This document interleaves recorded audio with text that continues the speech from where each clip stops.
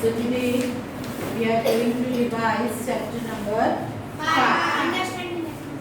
Understanding elementary shapes. So currently we people are doing revision for essay 1.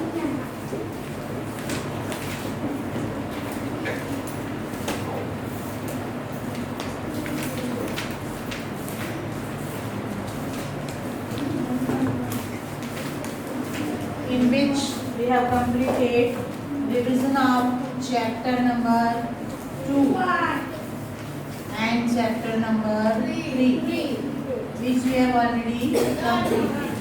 This one is whole numbers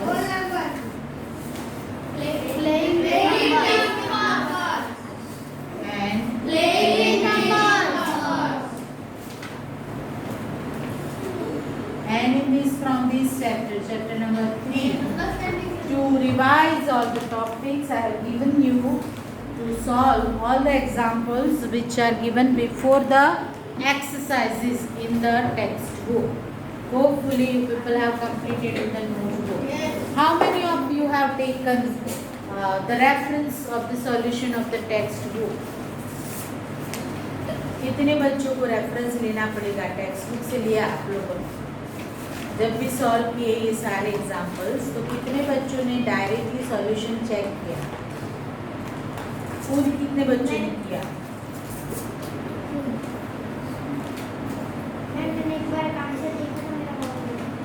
answers तो verify करने पड़ते हैं, that is okay, but whenever you solve the sum, जब भी आपने exam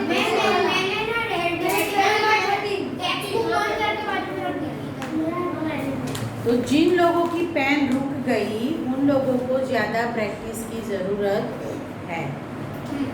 ठीक है, सी हम जो भी लाइफ में सीखते हैं वो हमारे खुद के लिए है। We are not competitor of each other, हम किसी को कॉम्पिट नहीं करते हैं।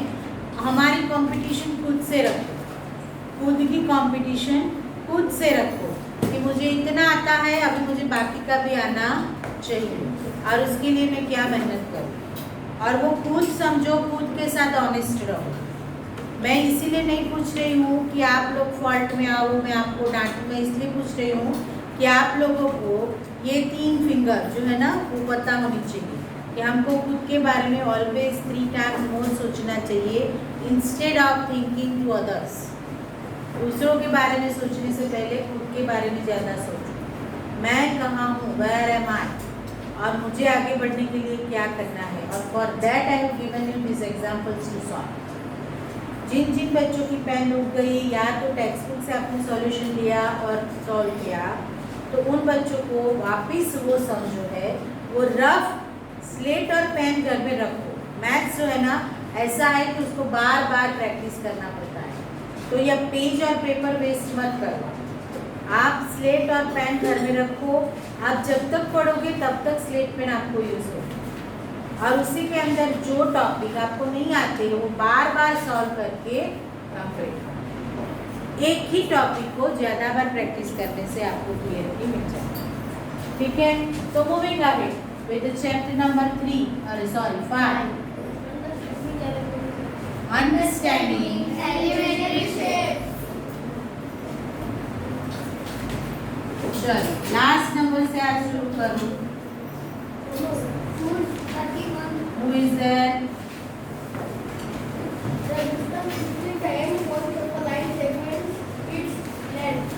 Distance between end points of the line segment is its length. Means what? Ruler लेके आओ बेटा बाजू की क्लास में, रूलर है वहाँ पे देखो 61। तो मीन्स व्हाट, अगर हम कोई भी लाइन सेगमेंट ड्रॉ करते हैं इस तरह से, ठीक है, तो line segment has how many end points?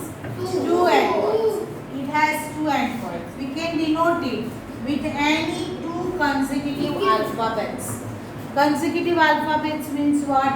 अगर आप एक को P नाम देना चाहते हो तो दूसरे को आफ्टर P जो भी आता है वही नाम दो, मानी P Q X Y A B C D। तो ये कॉन्सिक्यूटिव अल्फाबेट्स हो गए।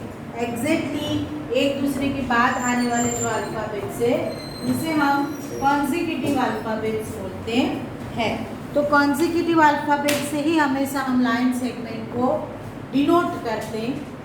और what is given over here कि distance between these two end points, ये दोनों का एंड पॉइंट्स मेजर करोगे और जो भी आएगा समझो सपोज 25 सेंटीमीटर, तो that is no its length. Length क्या बोलते हैं हम? Length of line segment PQ is equal to 25 centimetre, ऐसा हम लिख सकते हैं। और if you don't want to use this words length of, ये हम यूज नहीं करना चाहते, तो हम क्या लिख सकते हैं? PQ is equal to 25 centimetre. This PQ without any symbol shows us the distance from P to Q. ये मैंने आगे भी आपको एक्सप्लेन किया हुआ है। PQ के ऊपर लाइन सेगमेंट की बोल रहे हैं? नहीं आएगी, वही बोल रही हूँ, अभी समझा रही हूँ वो समझो। अभी मैंने लास्ट स्टेटमेंट वही बोला कि this PQ without any symbol shows us the distance from P to Q. Or we can say that distance between P and Q. So जब भी आपको distance डिनोट करना है between two end points, at that time आपको उसे किसी भी symbol को लगाने की ज़रूरत नहीं है।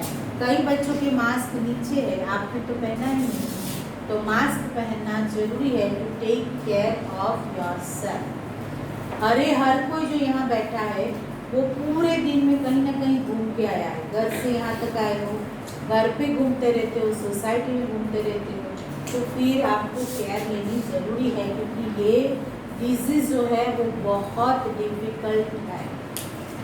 जिन जिन लोगों को हुआ है उन लोगों का एक्सपीरियंस पूछो तो बहुत डिफ़िकल्ट डिजीज़ है, तो सबको मास्क कंपल्सरी पहनना है, ठीक है। चलो, तो ये समझ में आ गया। Length of PQ can be denoted into two veg.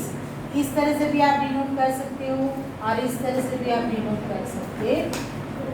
चलो next,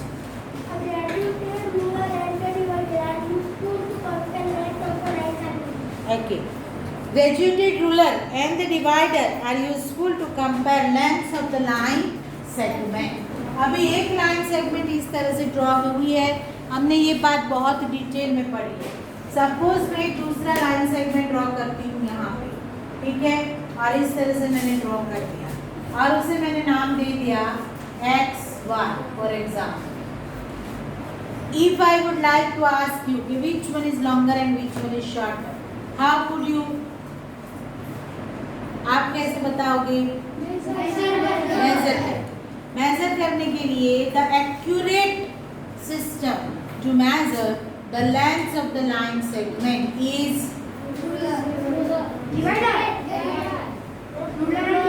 ruler and divider both. So whenever we want to measure the line segment accurately, we use two instruments. One is divider and second is ruler. Divider are instrument which is there in your compass box, which has two sharpened edges. जिसके पास दो sharpen as है वो instrument आपके compass में है, जिसे हम divider बोलते हैं, ठीक है। तो वो डिवाइडर ये दोनों शार्पन एज जो है वो आप ये दोनों एंड पॉइंट पे रख सकते हो, फिर उसी शार्पन एज को एंड पॉइंट को आप रूलर पे सेट कर सकते हो और वो मेजर कर सकते हो।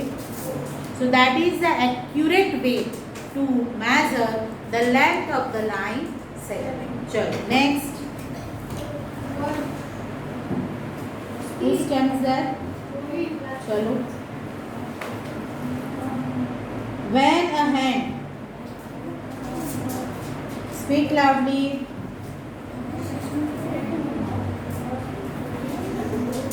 clock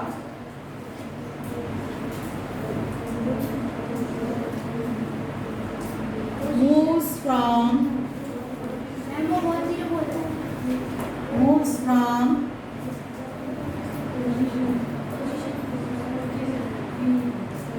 one position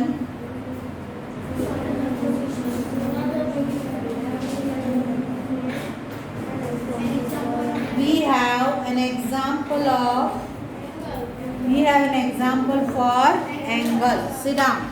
So here, when we had learned this topic about the angle in this class, standard 6 also, and in the previous classes also, if you remember, always in your maths textbook to explain about angle, they have taken the reference of clock which we use every day.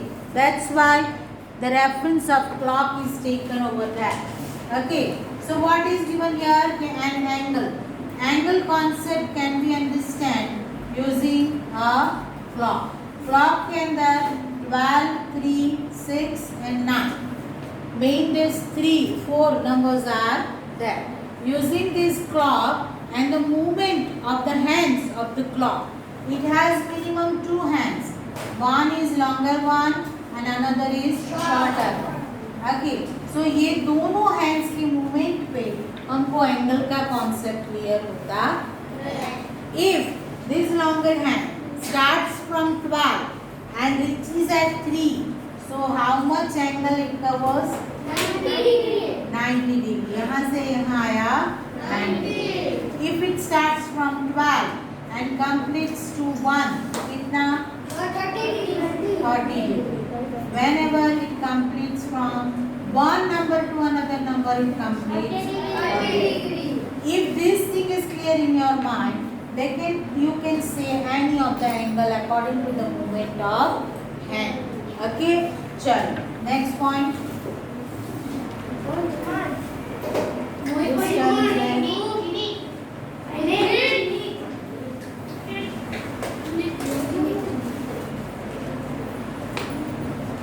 One full ton.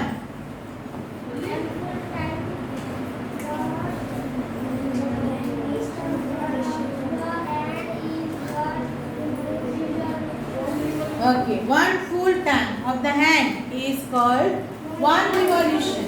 Means one full ton means what?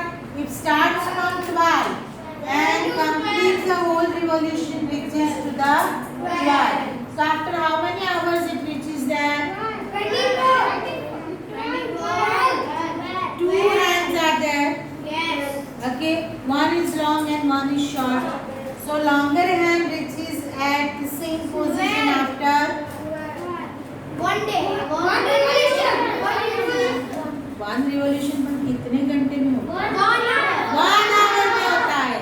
कोई बोल दिया 1 day, कोई बोल दिया 12 hours, कोई बोल दिया 24 hours. 1 hour में होता है ना?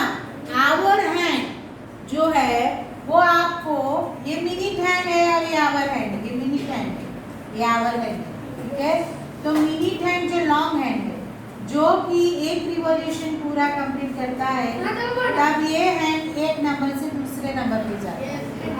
तो कितने होता है? 1 आवर. और 60 मिनट्स कंप्लीट होता है यहाँ पे, तो 1 आवर हो गया कि नहीं? ये यहाँ से शुरू करके कितनी मिनट कंप्लीट कर गया? 5, 10, 15, यहाँ पे 30, 45 एंड 60. तो 60 मिनट्स में कितने घंटे हो गए?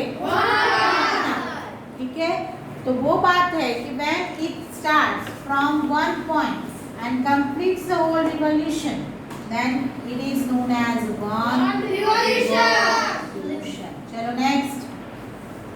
A right angle is 1/4 revolution and straight angle is 1.5 revolution. Okay. A right angle is a 1/4 revolution. How could you say? Suppose ये ले लिया मैंने, देखो starts from 12 and ends at 3. ठीक है, तो यहाँ पे कितना एंगल बनेगा? 90 degree. 90 degree. When it starts from 3 and ends at 6, 90 degree. तो ये भी 90 हो गया. Starts from 6 and ends at 90. तो ये भी 90 हो गया. Starts from 9, 90. ये भी 90 हो गया. 360 complete. Now next example, everybody should pay attention here. If it starts, wait. If it starts from 1, then to get the 90 degree, at which place it completes 90 degree? 1 से शुरू करके 4 पे. यहाँ पे होगा 4। अगर 5 से शुरू होता है तो हमारी 90 डिग्री के लिए जरूरी नहीं है कि ये 4 प्लेसेस ही कंसीडर, ठीक है।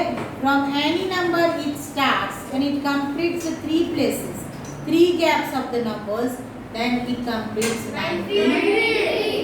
Got it? चलो नेक्स्ट। सेम 1 मिनट, उसी में 1/2 रिवॉल्यूशन की भी बात। तो ये 90 डिग्री जो है उसे हम क्या बोलते हैं? 1/4 रिवॉल्यूशन, ठीक है।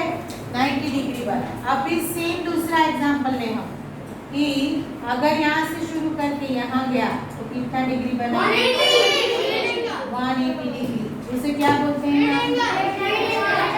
यहाँ से शुरू करके यहाँ गया तो ये क्या बना? 180 डिग्री। यहाँ से शुरू करके यहाँ गया और यहाँ से शुरू करके वापस, ठीक है। और it is known as half revolution.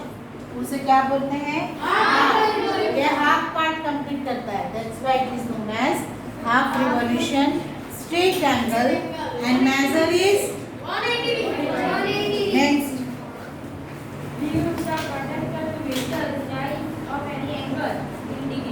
Of an angle in degrees. Protractor clear है सबके दिमाग में?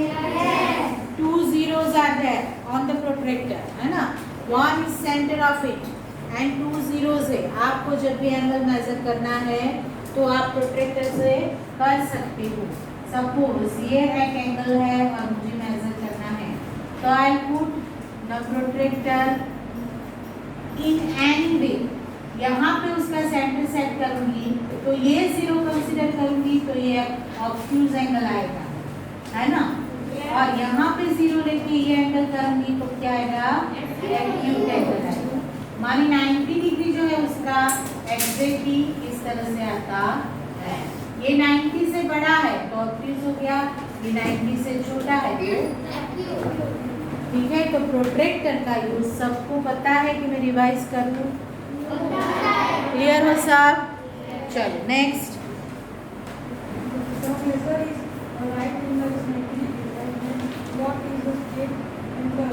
Is 180 degree.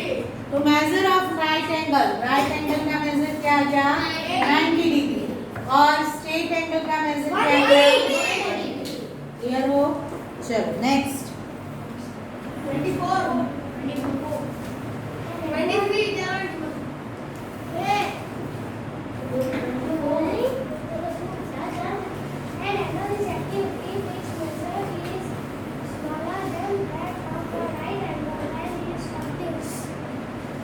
and is obtuse. Continue है बेटा स्टेटमेंट।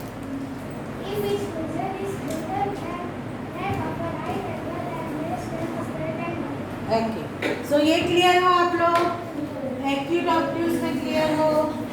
अगर मेजरमेंट जो है आपका ये प्रोट्रैक्टर हो गया, फॉर एग्जांपल यहाँ पे 0 है, यहाँ पे 90 है, यहाँ पे 180, इस तरह का 0 लेके तो 90 और यहाँ पे 180, ठीक है ना।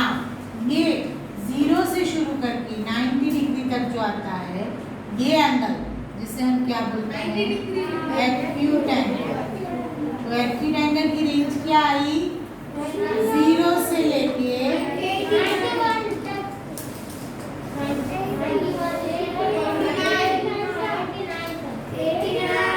बराबर है, और 90 डिग्री से बड़ा और 180 से छोटा ऑब्ट्यूज बोलते हैं, ठीक है। सेम में यहाँ का 0 कंसीडर करोगे तो ये एरिया एक्यूट आएगा और ये ऑब्ट्यूज आएगा।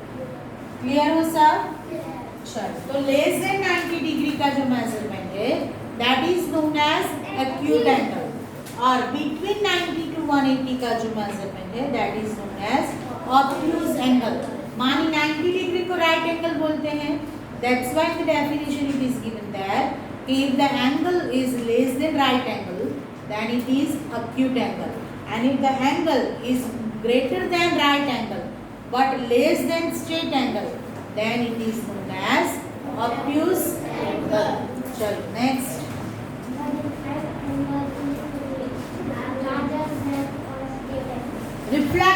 रिफ्लेक्स एंगल कहाँ पे आएगा?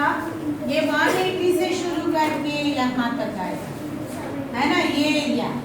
तो वो क्या हो गया? Greater than 180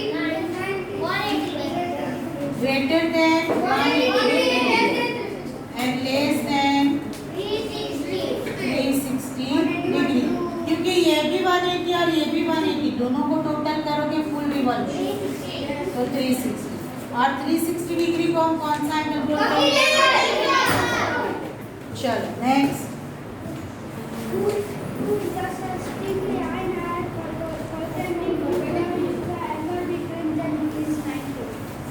Two intersecting lines are perpendicular of if the angle between them is 90 degrees. Sit down.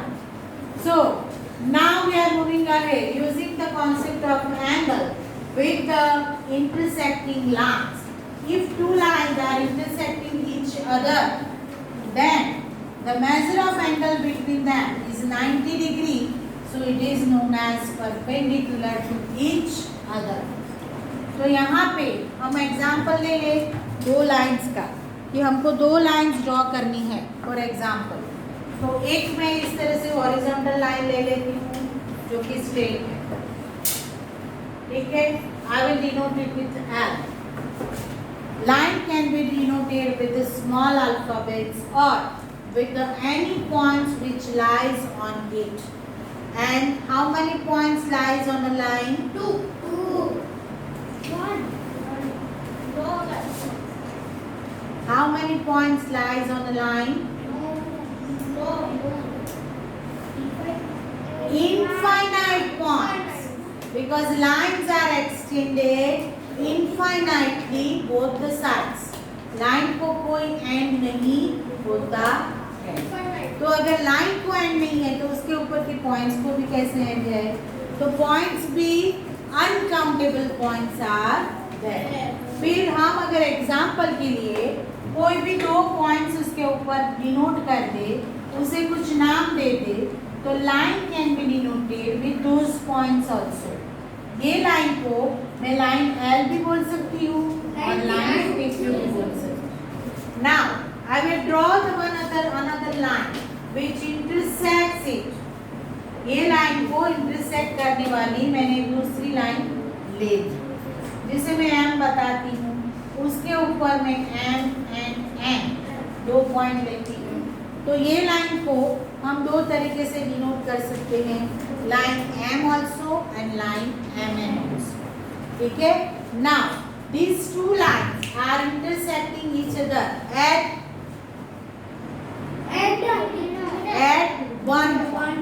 Okay, whenever two lines intersects each other, the intersecting point will be single. Keep it in your mind, है ना।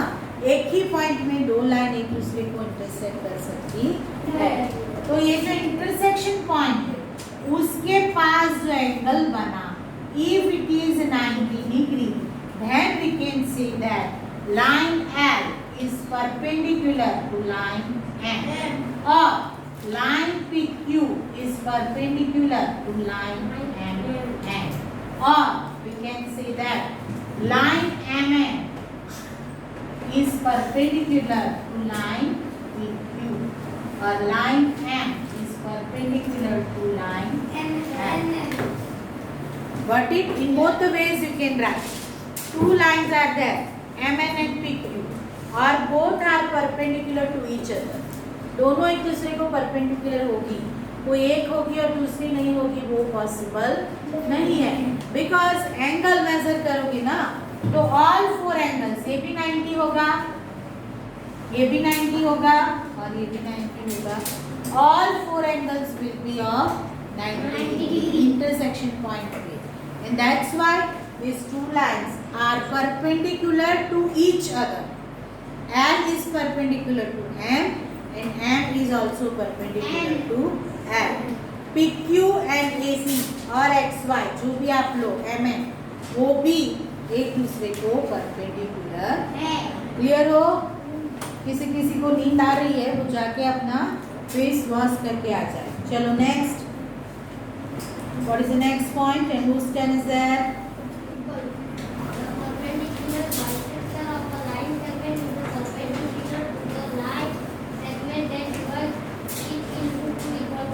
Okay, so perpendicular line का concept clear होता है, then and then only we can move ahead with the perpendicular bisector.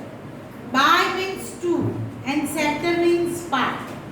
तो अगर जब भी perpendicular line है वो दूसरी लाइन को टू इक्वल पार्ट्स में डिवाइड करती है तो वो उसकी बाइसेक्टर है.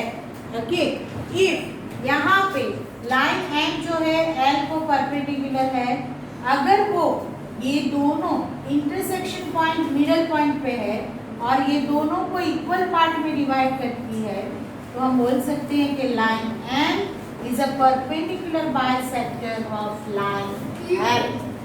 लाइन एल, ठीक है. सेम वे अगर ये लाइन जो है एल वो ये दोनों को इक्वल पार्ट में डिवाइड करती है इंटरसेक्शन पॉइंट पे, we can say that line L is a perpendicular bisector of line L. जरूरी नहीं है कि परपेंडिकुलर लाइन जो है वो ऑलवेज एक दूसरे को बाइसेक्ट करे, ठीक है, जरूरी नहीं है. दैट्स व्हाई परपेंडिकुलर लाइंस और परपेंडिकुलर बाइसेक्टर दोनों का एक्सप्लेनेशन अलग अलग किया है. परपेंडिकुलर हो सकती है लेकिन बाइसेक्टर हो वो जरूरी नहीं है. चलो next.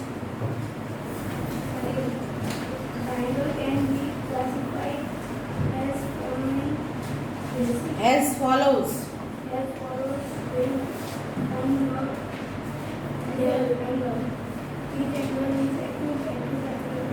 Okay, stop. Triangles can be classified in as follows based on angles. So अभी ट्राइंगल की बात आ गई, यहाँ तक क्लियर हो गए सब? चलो, triangle has how many sides? How many angles? Okay, so based on angles, angle को बेस करके हम ट्राइंगल को क्लासिफाई कर सकते हैं. For that you people have to keep it in your mind कि if I have triangle PQR, then I can say that measure angle P plus measure angle Q plus measure angle R is equal to what? Angle PQR. What is the measurement? Measure of angle P plus measure of angle Q plus measure of angle R.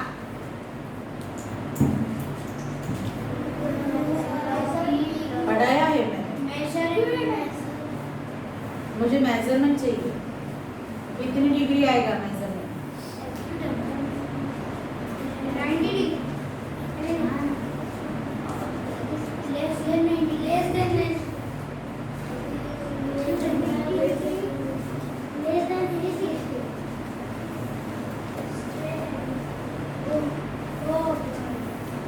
She is right. वो नहीं, she is right. It is not straight angle but it is 180 degree. और ये मैंने कई बार पढ़ाया. तो आप लोग जो क्लास में ध्यान नहीं देते हो ना, मैं से कई बार बोली हूँ कि फिजिकली प्रेजेंट हो, मेंटली नहीं हो, आपके फेसेस से मुझे पता चलता है. कई बच्चे आज भी क्लास में हाजिर नहीं है, सिर्फ बॉडी यहाँ है, दिमाग बाहर घूम रहा है. वो दिख रहा है मुझे आप लोगों की फेस में.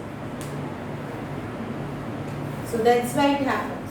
नींद भी जिसको आ रही है उसे भी मैंने बताया कि आप जाके फेस वॉश करके आओ. You are wasting your time.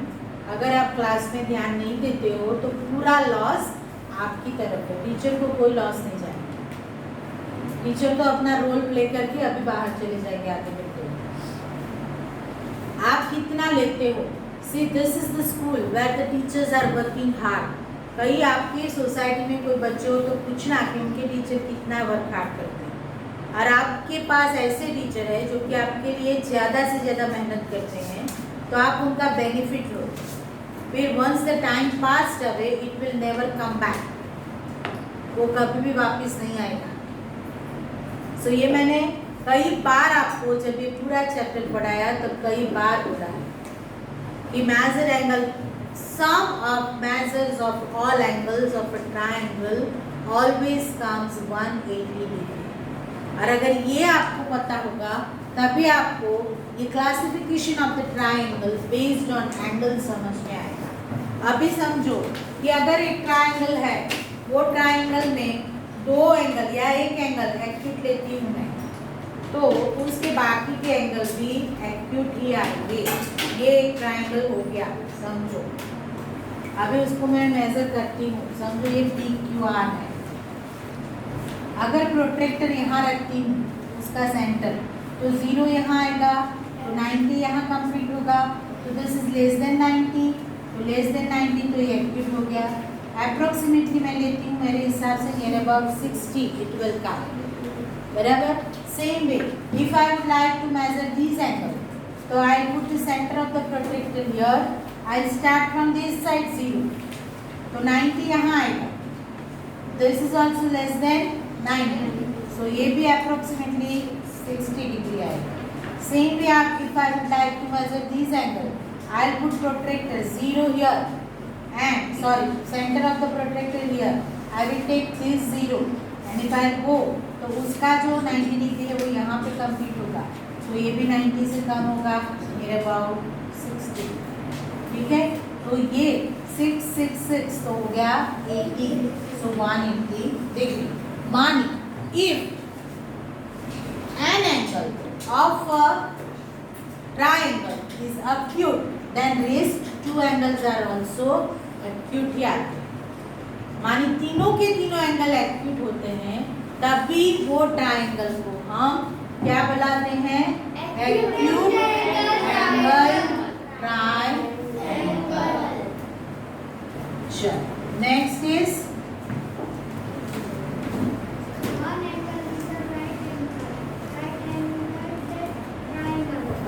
One angle is right angle. अभी दूसरा पॉसिबिलिटी यहाँ पे, दूसरी पॉसिबिलिटी क्या है कि अगर एक एंगल राइट एंगल है तो वो जो ट्रायंगल है उसे हम राइट एंगल ट्रायंगल बुलाते हैं। लेकिन क्यों एक ही एंगल राइट एंगल है, बाकी के दो क्या होंगे? बाकी के दो एक्यूट है। क्यों? क्योंकि ये अगर एक 90 डिग्री हो गया तो ये दोनों का सम जो है वो 90 डिग्री होगा, है ना? तभी ये 180 डिग्री होगा। टोटल क्या होता है? 180 डिग्री। तो अगर out of this three one is 90 degree, then sum of rest two will be 90 degree. और सम 90 डिग्री होता है तो वो 90 से छोटा होगा, तभी उसका सम 90 होगा। तो 90 से छोटा है तो वो क्या कहलाता है? Acute angle. तो जब भी कोई राइट एंगल ट्रायंगल होता है उसमें सिर्फ एक ही एंगल राइट एंगल होता है। एक्यूट एंगल में क्या हुए? सारे एंगल एक्यूट हुए, लेकिन सेम की जरूरत नहीं, एक्यूट हुए, सारे एंगल एक्यूट। लेकिन राइट एंगल में एक ही एंगल राइट एंगल होगा, और अगर एक एंगल राइट एंगल है तो वो ट्रायंगल को हम बुलाते हैं triangle। And the third one is obtuse whose turn is there? Whose turn is there? Yes. One angle is obtuse, then it is known as obtuse angle। वो भी देख ले हम, one angle ही क्यों आएगा वो भी देख ले। चलो समझो कि ये obtuse angle है, हमारी 90 से बड़ा है तो मैं इस तरफ ले जाती हूँ, और ये हो गया आपका ट्रायंगल, बराबर।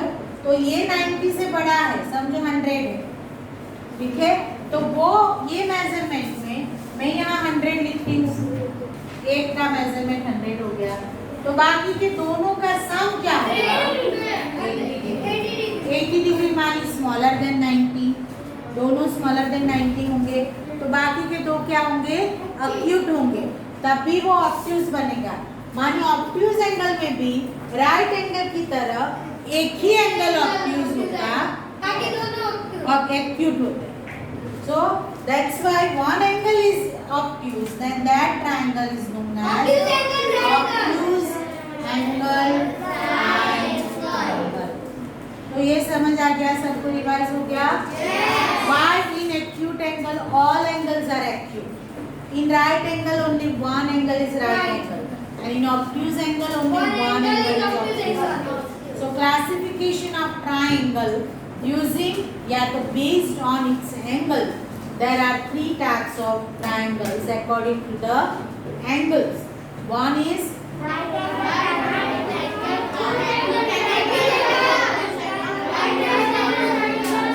ठीक है तो ये हो गया आपका क्लासिफिकेशन नाउ आपका जो नेक्स्ट पीरियड आता है ना 6th पीरियड वहाँ पे मैं आज आने वाली हूँ वापस और हम आगे बढ़ेंगे